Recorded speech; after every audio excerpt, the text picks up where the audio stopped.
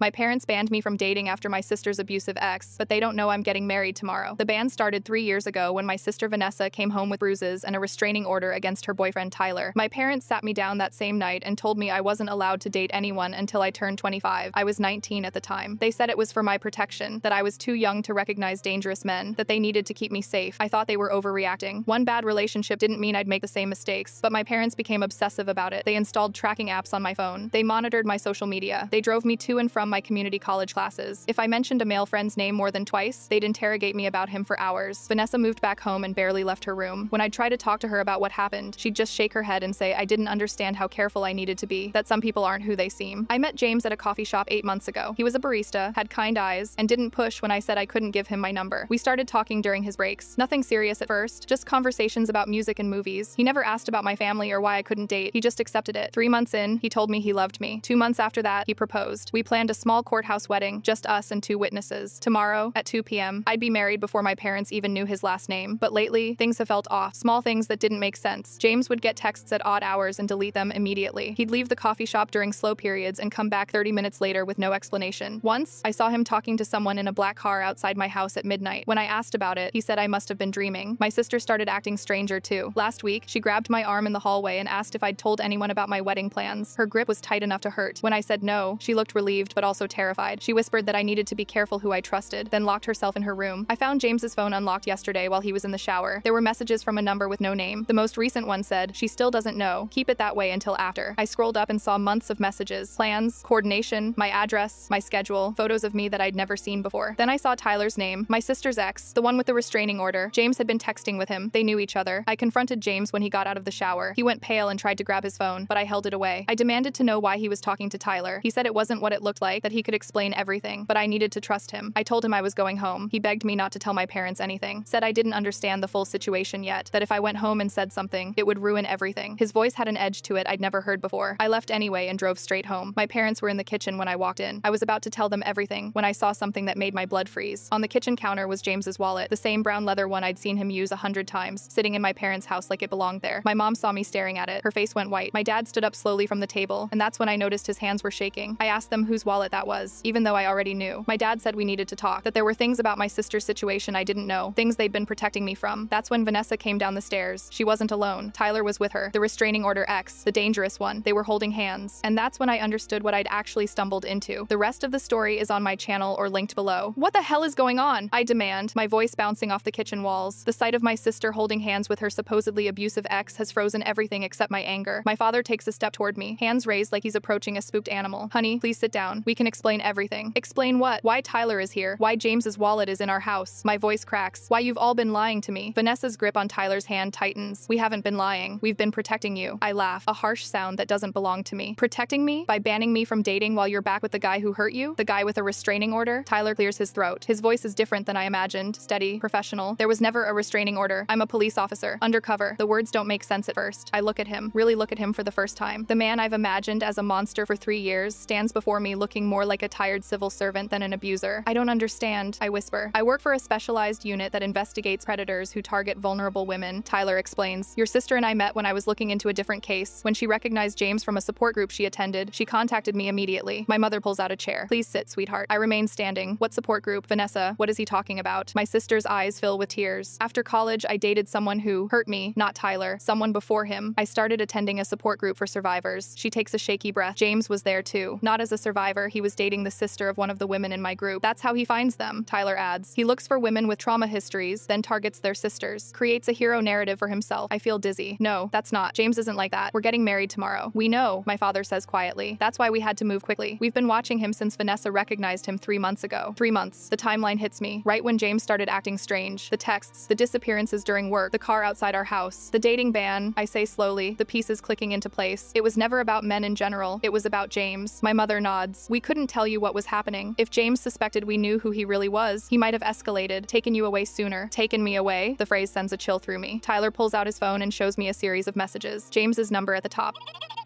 Plans for after the wedding, a remote cabin, no internet, telling my family we eloped overseas, cutting contact for at least 6 months to establish boundaries. He's done this before, Tyler says. Twice that we know of. He finds women with traumatized sisters, becomes their savior, isolates them completely. When they try to leave, he doesn't finish the sentence. He doesn't need to. My legs finally give out, and I sink into the kitchen chair. But he loves me, he said. He says what works. Vanessa interrupts, kneeling beside me. That's why I grabbed your arm that day. I was terrified you'd tell him about our conversation. He's dangerous. More than you know. I look at James's wallet sitting on the counter. Why is that here? He dropped it when he came by yesterday, my father says. While you were at work, he wanted to ask for my blessing. His voice hardens. I played along, told him I needed time to think. We were going to tell you everything tonight, my mother adds. But then you came home early. I think about the texts I saw on James's phone. The coordination, the plans, my schedule, Tyler's name, the texts between Tyler and James, I say. What were those about? Tyler sits across from me. I created a false identity, pretended to be another predator interested in his techniques. It's how we gather evidence. The room spins. Everything I thought I knew about my life has been turned inside out. The family I resented for controlling me has been working to save me. The man I was about to marry has been plotting something sinister. What happens now? I ask, my voice small. Now we keep you safe, Tyler says. We have enough evidence to arrest James, but we need to do it carefully. Men like him can be unpredictable when cornered. My phone buzzes in my pocket. James. The screen shows 3 missed calls and a new message. Where are you? We need to talk. Don't tell your family anything yet. I place the phone on the table where everyone can see it. He knows something's wrong. Vanessa squeezes my hand. You don't have to face him alone anymore. None of us do. I look around at my family, my overprotective parents who weren't overprotective enough, my sister who recognized danger before I could see it, even Tyler who isn't the villain of this story after all. I'm sorry, I whisper, though I'm not sure who I'm apologizing to. I almost married him. No, my father says firmly. You discovered the truth. You found his messages. You came home. You did exactly what you needed to do. My phone buzzes again. Another message from James. I'm coming over. We need to fix this before tomorrow. Tyler stands up, suddenly all business. Looks like our timeline just moved up. He pulls out his actual police badge and makes a call. This is Detective Mercer. Target is en route to the address. All units prepare to move in. As Tyler speaks into his phone, I realize how close I came to a different ending. Tomorrow, I would have been James's wife, his to control, his to isolate. Instead, I'm here, surrounded by the people who never stopped trying to protect me, even when I thought they were the enemy. I look at Vanessa, finally understanding the fear I'd seen in her eyes. Thank you, I tell her, for recognizing him when I couldn't. She wipes away tears. That's what sisters do. We see the dangers the other one misses. Through the kitchen window, I spot headlights pulling into our driveway. James has arrived, thinking he's coming to manipulate me back into his plan. He has no idea what's waiting for him instead. James calls me 17 times, while Tyler and 2 other officers set up in our living room. My phone vibrates against the kitchen table like an angry insect, each buzz making me flinch. You don't have to answer, my mother says, her hand on my shoulder. Let Tyler handle this. But on the 18th call, Tyler nods at me. Put it on speaker. We need to hear what he says. I take a deep breath and press the green button. Hello? Where the hell are you? James's voice fills the kitchen, familiar yet suddenly strange. I've been calling for an hour. Are you okay? I'm at my parents' house, I say, trying to keep my voice steady. We need to talk about the wedding. What about it? Did they try to convince you to cancel? His tone shifts, softer now. Baby, remember what we discussed. Your family is controlling. They don't want you to be happy. The irony hits me like a physical blow. For months, I believed my parents were the ones manipulating me. I look at my father's worried face, at Vanessa's tear-streaked cheeks. They found your wallet, I say carefully, and Tyler is here. Silence stretches for 3 long seconds. Tyler, your sister's ex? His voice hardens. Put me on with your dad, now. Tyler shakes his head, mouthing, keep him talking. James, they told me everything. About the other women. About what you're planning after the wedding. They're lying, he shouts, making me jump. Your sister is jealous. She always has been. And Tyler, he's a fucking psychopath. He's manipulating all of you. Then why were you texting him about me? About our plans? Another pause. When James speaks again, his voice is eerily calm. I can explain everything, but not like this. Meet me at our spot in 30 minutes. Just you and me. No, I say firmly, surprising myself with my conviction. If you want to talk, come here. To your parents' house? With Tyler there? Are you serious? He laughs, a sound I've never heard from him before. They've already poisoned you against me. I thought you were stronger than this. Tyler writes something on a notepad and slides it across the table. Keep him talking. Units en route to his apartment. I just want the truth, James. If you love me. Of course I love you, he interrupts. That's why I've been protecting you from them. Your family is toxic. I'm the only one who truly cares about you. The words that once would have comforted me now send chills down my spine. I think of the cabin he planned to take me to, the isolation, the 6 months without contact. If you love me, then come here and explain. I deserve that much. He sighs heavily. Fine, I'll be there in 20 minutes. But just so you know, this changes everything. The line goes dead. Tyler immediately makes a call. Target is mobile, heading to our location. Proceed with the search warrant at his residence. He turns to me. You did great. Now we need to get you somewhere safe before he arrives. I want to stay. I insist. I need to hear what he says. Absolutely not, my father interjects. If he's as dangerous as Tyler says. He won't try anything with officers present, Tyler assures him. But I agree. You should go with Officer Martinez to the station. Before I can argue, Tyler's phone rings. His expression changes as he listens. You're sure? How many? Right. Secure everything. He hangs up, his face grim. What is it? Vanessa asks. They're searching James's apartment now. They found a hidden compartment in his closet. He hesitates, glancing at me. Photos of you. Hundreds of them. Dating back almost a year before you met. My stomach lurches. That's impossible. We only met 8 months ago at the coffee shop. It wasn't a coincidence, Tyler says quietly. There are photos Photos of you entering your therapy office. Screenshots of your social media posts about your sister's trauma. He targeted you specifically. The room tilts sideways. My mother grabs my arm to steady me. There's more, Tyler continues. They found journals, detailed accounts of 2 other relationships. Both women had sisters with trauma histories. Both relationships ended abruptly when the women tried to contact their families after being isolated. Ended how? My father asks, his voice tight. Tyler doesn't answer, which is answer enough. He's not coming here, I realize suddenly. He knows we're onto him. Tyler's phone rings again. Detective Mercer. His face darkens. When? Get the description to all units immediately. He turns to us. James's neighbor saw him leaving with a suitcase 10 minutes ago. He's running. The next few hours pass in a blur. I'm taken to the police station where I give a formal statement. They show me evidence from James's apartment surveillance photos of me walking to class, eating lunch with friends, sleeping through my bedroom window. There's a detailed diagram of my daily schedule, notes about my therapy sessions, information about my family. Most disturbing are the wedding plans. Not the ones we made together, but his real plans. A cabin in northern Idaho, no cell service, my passport hidden where I couldn't find it. Notes about conditioning techniques and isolation protocols. He's done this before, a female detective explains gently, showing me photos of 2 women who look disturbingly similar to me, Sarah Keller and Melissa Davidson. Both had sisters who survived trauma. Both disappeared after marrying men matching James's description, though he used different names. What happened to them? I ask, though part of me doesn't want to know. Sarah escaped after 8 months. She's in a protected location now. Melissa. The detective hesitates. We're still looking for her. Later, as my parents drive me home, I stare out the window at the darkening sky. My phone has been confiscated as evidence. My wedding dress hangs in my closet, a reminder of how close I came to disaster. I should have seen it, I whisper. All the signs were there. Men like James are experts at manipulation, my father says. You couldn't have known. But I keep thinking about Vanessa grabbing my arm that day, the terror in her eyes. She knew. She recognized the pattern because she'd lived through it herself. At home, police officers remain stationed outside. Tyler comes by to update us. There's an APB out for James. Border Patrol has been notified. His accounts are being monitored. Will he come back for me? I ask when the others have gone to make coffee. Tyler doesn't sugarcoat it. It's possible. Men like James don't like losing control of their targets, but we'll catch him before that happens. That night, I lie awake in my childhood bedroom, jumping at every sound. Tomorrow should have been my wedding day. Instead, I'm hiding from the man I thought I loved, a man who never actually existed. My door creaks open, and Vanessa slips inside. Without a word, she climbs into bed beside me like when we were kids during thunderstorms. How did you know? I whisper. How did you recognize him? She's quiet for a long moment. The way he looked at you. Not like he loved you, but like he owned you. She takes my hand. The same way Tyler looked at me before I knew what he really was. But Tyler is a good guy, yes, now. But when we first met, he wasn't undercover. He was just another cop who thought he could control me. She sighs. It took therapy and time for both of us to change. When he joined the Special Victims Unit, he contacted me to apologize. That's how we reconnected. I absorbed this new information, realizing how little I actually knew about my sister's life these past few years. I'm sorry I didn't listen to you, I tell her. And I'm sorry we couldn't tell you the truth sooner, she replies. We were afraid you wouldn't believe us without evidence. As we lie there in the darkness, my phone, the new one Tyler gave me for emergencies, only buzzes with a text from an unknown number. This isn't over. I will find you. We belong together. I show Vanessa, my hands shaking. He's desperate now, she says, taking the phone and forwarding the message to Tyler, but that makes him dangerous. We need to be ready. I nod, staring at the ceiling, wondering how my fairy tale romance became a nightmare and how I'll ever trust my own judgment again. The message arrives at 3:42 a.m., jolting me from a fitful sleep. Unknown number, but I know exactly who it's from. I need to see you. Just you. The coffee shop where we first met. 10 a.m. If you ever loved me, come alone. I stare at the screen, my heart hammering against my ribs. James. After 3 days of silence, of police searches and border alerts, he's reaching out like we're having some ordinary lover's quarrel. Did you get it too? Vanessa appears in my doorway, her phone glowing in her hand. He texted you? She nods, showing me her screen. Tell your sister to come alone tomorrow. This isn't about you or Tyler. I just want to explain everything to her face to face. We wake our parents and call Tyler immediately. He arrives within 20 minutes, still buttoning his shirt as he walks through our door. This is good, he says, examining both messages. He's desperate, making mistakes. Contacting you directly gives us a chance to track him. You want me to meet him, I say. It's not a question. Tyler exchanges glances with my parents. It would be the fastest way to bring him in. Absolutely not, my father interjects. She's not bait. She wouldn't be alone, Tyler explains. We'd have officers positioned throughout the coffee shop. She'd wear a wire. We'd hear everything. My mother grips my hand. It's too dangerous, but I'm already nodding. I'll do it. Honey, no, my mother begins. I need to face him. I interrupt. I need to hear why he did this, why he chose me. Tyler leans forward. If you do this, you need to understand the risks. James is unpredictable now, cornered, but this might be our best chance to catch him before he disappears completely. I think about the photos they found in his apartment, the surveillance, the meticulous plans for after our wedding, the cabin in Idaho where I would have disappeared. I'll do it, I repeat, my voice stronger. The next 7 hours are a blur of preparation. Tyler brings in a female officer who helps fit me with a nearly invisible wire. They brief me on what to say, what not to say, how to keep James talking without provoking him. Don't confront him directly about the evidence we found, Tyler instructs. Let him think you're confused, that you're still considering his side of the story. What if he tries to take me somewhere else? I ask. We'll have eyes on you every second, the female officer assures me. He won't get 10 feet with you. At 9:30, I'm sitting in an unmarked police car, staring at the coffee shop where I first met James 8 months ago. Except it wasn't our first meeting. Not really. He'd been watching me for months before that, learning my schedule, planning our accidental encounter. You don't don't have to go through with this, Vanessa says from beside me. She insisted on coming, though she'll wait in the car. I do, I reply, watching customers enter and exit. I need to know why he picked me. Tyler's voice comes through my earpiece. Officers are in position. Remember, keep him talking. Don't let him leave with you under any circumstances. At 9:58, I walk into the coffee shop alone. My legs feel disconnected from my body. I choose a table near the back, away from the windows but still visible to the undercover officers scattered throughout the space. At exactly 10, James walks in. He looks terrible, unshaven, dark circles under his eyes, wearing the same clothes from 3 days ago. For a moment, I almost feel sorry for him. Then I remember the photos, the journals, the other women. You came, he says, sliding into the seat across from me. His eyes dart around the room before settling on my face. I wasn't sure you would. I almost didn't, I reply, my voice steadier than I expected. Your family has filled your head with lies, he says immediately. Tyler is manipulating all of you. He's obsessed with your sister. Always has been. Then explain the photos, James. The ones in your apartment. Photos of me from before we met. His face changes. A flicker of something dark before smoothing into concern. Those aren't what they look like. I can explain everything. I'm listening. He reaches for my hand. I let him take it, fighting the urge to pull away. His palm is clammy against mine. I saw you for the first time last year, at that therapy building, he admits. I was there for my own sessions. Grief counseling after my mother died. The lie slides out so smoothly I almost believe him, despite knowing the truth. I noticed you in the waiting room. You were beautiful, but it was more than that. You looked kind. I wanted to meet you properly, but I was too nervous. So you followed me, took photos of me sleeping through my window? He flinches. Tyler showed you those? They're not mine. He's framing me. In my ear, Tyler whispers, keep him talking. You're doing great. What about the cabin in Idaho? I ask. The plans after our wedding? James's grip on my hand tightens. I wanted to surprise you with a honeymoon. Somewhere peaceful, away from your family's influence. They've always tried to control you. And cutting contact for 6 months? Was that part of the surprise too? Something shifts in his eyes. He realizes I know too much. I love you, he says, his voice dropping. I've loved you since the first moment I saw you. Everything I did was to protect you. From what? From ending up like your sister. From being broken by someone who doesn't truly appreciate you. His thumb strokes my wrist. We belong together. I can still make you happy if you just trust me. Like Sarah trusted you? Or Melissa? His face hardens at the names. Who told you about them? The police found your journals, James. They know about the other women. He leans closer, his voice dropping to a whisper. Those women weren't like you. They couldn't handle the kind of love I offered. But you're different. You're stronger. What happened to Melissa? I ask, my heart pounding. Where is she? James smiles, a cold expression that transforms his face into something unrecognizable. She couldn't let go of her past. She kept trying to contact her family, even after I explained why it was better to start fresh. My blood turns to ice. Did you hurt her? I tried to help her, he says, his eyes never leaving mine. Like I wanted to help you. I could see how your family was suffocating you, using your sister's trauma to control you. I was setting you free. By isolating me, by taking me somewhere no one could find me. His grip tightens painfully. You don't understand yet, but you will. We can still leave together. Right now, I have a car waiting. We can disappear where they'll never find us. In my ear, Tyler's voice is urgent. We're moving in. Keep him there 30 more seconds. Why me, James? I ask, trying to pull my hand away. Out of everyone, why choose me? His smile widens. Because you were perfect. So desperate for freedom from your family that you never questioned anything. So focused on proving your independence that you ignored every red flag. He leans closer. And because broken girls with traumatized sisters are so easy to isolate, they're already primed to cut ties when pushed. The coldness in his voice makes me recoil. This is the real James, the one I never saw beneath the charming barista facade. It's over, I tell him. The police know everything. His eyes flick to the door, calculating. They're here, aren't they? Right now? I say nothing, but my expression confirms his suspicion. You're wearing a wire, he says flatly. They heard everything. Before I can respond, he lunges across the table, grabbing my throat with one hand. Customers scream as he yanks me to my feet. We're leaving, he hisses in my ear. Now, the coffee shop erupts into chaos. Tyler and 3 officers converge from different directions, weapons drawn. James pulls me against him, using me as a shield. Stay back, he shouts. I'll hurt her. Let her go, James, Tyler says calmly, his gun steady. There's nowhere to run. James's arm tightens around my neck. She's coming with me. She belongs with me. In the moment he turns to look at the door, I drive my elbow hard into his ribs, just like Tyler taught me during our preparation. James doubles over, his grip loosening just enough for me to wrench free. Tyler tackles him to the ground as I stumble away. 2 officers secure his arms, while a 3rd reads him his rights. The entire takedown lasts less than 15 seconds. As they lead James past me in handcuffs, he stops, his eyes locked on mine. I would have made you happy, he says, his voice eerily calm. No one will ever love you like I did. That wasn't love, I tell him. That was ownership. Outside the coffee shop, Vanessa runs to embrace me, tears streaming down her face. My parents arrive moments later, my father pulling me into a fierce hug while my mother demands to know if I'm hurt. I'm okay, I assure them, though my hands won't stop shaking. He can't hurt anyone else now. Tyler approaches, looking relieved. You did amazing in there. We got everything on tape, his confession, the threats, all of it. With the evidence from his apartment, he's going away for a very long time. What about Melissa? I ask. Will you find her? Tyler's expression grows serious. We'll keep looking. His arrest might give us new leads. As we walk to the car, I feel a strange mixture of relief and grief. The man I thought I loved never existed. The wedding that should have been tomorrow will never happen. Yet beneath the pain, there's something else, a sense of having narrowly escaped a fate worse than heartbreak. What happens now? I ask no one in particular. Vanessa takes my hand. Now we heal. Together. I nod, looking back at the coffee shop where my life nearly ended and somehow began again. James is gone, but the truth remains. Sometimes the monsters we fear most are the ones we invite into our lives, believing they'll save us from the darkness darkness when they're actually leading us deeper into it. I sit in the witness stand, my hands trembling slightly as I face the courtroom. James stares back at me from the defendant's table, his expression unnervingly calm. It's been 4 months since his arrest at the coffee shop, 4 months of nightmares and therapy, and slowly rebuilding my sense of reality. Miss Peterson, the prosecutor says, a woman with kind eyes and a voice that cuts through the courtroom, can you describe the nature of your relationship with the defendant? I clear my throat, focusing on Vanessa's encouraging face in the gallery rather than James's unblinking gaze. I thought we were in love. I begin. We met at a coffee shop, or at least, I thought we met there. I later learned he'd been following me for almost a year before our chance encounter. The prosecutor nods, guiding me through the timeline. I describe our 8-month relationship, the proposal, the wedding plans. When I reach the part about finding his wallet at my parents' house, my voice grows stronger. That's when everything started to unravel. I explain. I discovered he'd been texting with someone named Tyler, who I believed was my sister's abusive ex-boyfriend. And who was Tyler actually? A police detective investigating James for stalking multiple women with similar backgrounds. As I continue testifying, I describe the evidence found in James's apartment, the surveillance photos, the journals documenting his previous victims, the detailed plans for after our wedding. The jury members' expressions shift from clinical interest to horror as I explain how he targeted women whose sisters had experienced trauma. He told me himself during our final confrontation that I was perfect because I was desperate for freedom from my family. I say, quoting his words from the coffee shop, he said women with traumatized sisters were easy to isolate because we were already primed to cut ties. When I finish, James's attorney attempts to paint me as confused, suggesting I misinterpreted his client's actions as sinister when they were merely expressions of love. Isn't it possible, he asks, that my client simply wanted privacy for your honeymoon? That the cabin in Idaho was meant to be romantic, not isolating? I look directly at James for the first time. He planned to take my passport and cut contact with my family for 6 months. That's not romance. That's captivity. The defense attorney has no follow-up questions. Vanessa testifies next, explaining how she recognized James from a support group she attended after her own experience with abuse. At first I couldn't place him, she says, but then I remembered seeing him at meetings, always sitting in the back, never sharing. He wasn't there as a survivor, he was studying us, learning our patterns, our vulnerabilities. Her voice wavers as she describes the moment she realized who James was. He came to pick up my sister for dinner one night, and something in his expression triggered my memory. The way he positioned himself between her and our family, the subtle ways he undermined her confidence while appearing supportive. I'd seen those tactics before. What did you do with this realization? The prosecutor asks. I contacted Tyler Detective Mercer, Vanessa clarifies. We had reconnected after he joined the Special Victims Unit, and I knew he was investigating a pattern of predators who target trauma survivors and their families. The most powerful testimony comes from Sarah Keller, one of James's previous victims who managed to escape. She describes 8 months of escalating control after their wedding, how he isolated her at a remote cabin, monitored her communications, and punished any attempts to contact her family. He said he was protecting me from toxic influences. Sarah testifies, her voice steady despite the pain in her eyes, but he was the toxin. When I finally escaped, I had to rebuild my entire sense of self. Throughout the trial, my family sits together in the front row. My mother holds my hand during breaks. My father keeps his arm protectively around Vanessa. We've spent months in family therapy, learning to communicate honestly about fears and boundaries. I should have told you the truth sooner, my mother said during one particularly intense session. About the dating ban, about our fears. We thought we were protecting you, but we just drove you towards someone who exploited that distance. And I should have trusted you more, I admitted. Should have seen that your rules came from love, not control. After 2 weeks of testimony, the jury deliberates for less than 3 hours. The verdict is unanimous, guilty on all counts. James receives 20 years for stalking, attempted kidnapping, and fraud, with additional time for previous crimes against Sarah. The judge orders him to have no contact with any of his victims or their families. As the bailiff leads him away, James turns to look at me one final time. I meet his gaze without flinching, refusing to give him the satisfaction of seeing me afraid. It's over, Tyler tells us outside the courthouse. He won't hurt anyone else. What about Melissa? I ask, still haunted by the missing victim. Tyler's expression softens. We found her remains near the cabin where he took Sarah. Her family finally has closure. The news hits me hard, the knowledge that I could have shared Melissa's fate if not for my family's intervention, for Vanessa recognizing James in time. 6 months after the trial, I'm sitting in a different coffee shop, reviewing notes for my psychology midterm. I've switched majors from business to psychology, inspired by the therapist who helped me process my trauma and rebuild my sense of trust. Is this seat taken? I look up to find a man about my age holding a textbook on criminal justice. He's tall with kind eyes and a hesitant smile. It's all yours, I reply, moving my bag. I'm Alex, he says, extending his hand. I think we're in Professor Ramirez's victimology class together. We talk easily about the class, about our career goals he wants to work with. At-risk youth. I'm considering trauma counseling. When he mentions getting coffee again sometime, I feel a flutter of interest, but also caution. I'd like that, I say, but I should tell you I'm taking things really slowly right now. I'm still processing some stuff from my past. Instead of pressing for details or dismissing my boundaries, he nods. I understand. No pressure. We can just be study partners if that works better for you. Later that evening, I tell my family about meeting Alex. There's no secrecy this time, no fear of judgment. Would you like to invite him for dinner next weekend? My mother asks. We'd love to meet him. Maybe, I say. I want to get to know him better first. My father nods, respecting my pace without imposing rules. Just remember, we're here if you need anything. No more secrets between us. That night, Vanessa and I sit on the back porch, watching fireflies blink in the summer darkness. She's dating again too, not Tyler, whose role in my case created too many complications, but someone new she met through volunteer work. work. How do you do it? I ask her. How do you trust again after everything? She considers this, twirling her iced tea. I don't trust blindly anymore. I watch for patterns, for respect of boundaries, and I trust myself to recognize warning signs. I'm still working on that part, I admit, trusting my own judgment. That's why you have me, she says, bumping my shoulder with hers. I see the dangers you miss, remember? I smile, remembering her words from the night James was arrested. And I see yours. We sit in comfortable silence, two sisters who survived different predators but found their way back to each other. The dating ban is long gone, replaced by something more valuable, honest communication, mutual respect, and the knowledge that love, real love, is never about ownership or isolation. It's about freedom to be yourself, surrounded by people who want the best for you, even when they don't always know how to show it. I think about texting Alex about that coffee date, not tomorrow, maybe not even next week, but soon, when I'm ready. This time, I'll move forward with open eyes, bringing my whole self, including my family, along for the journey.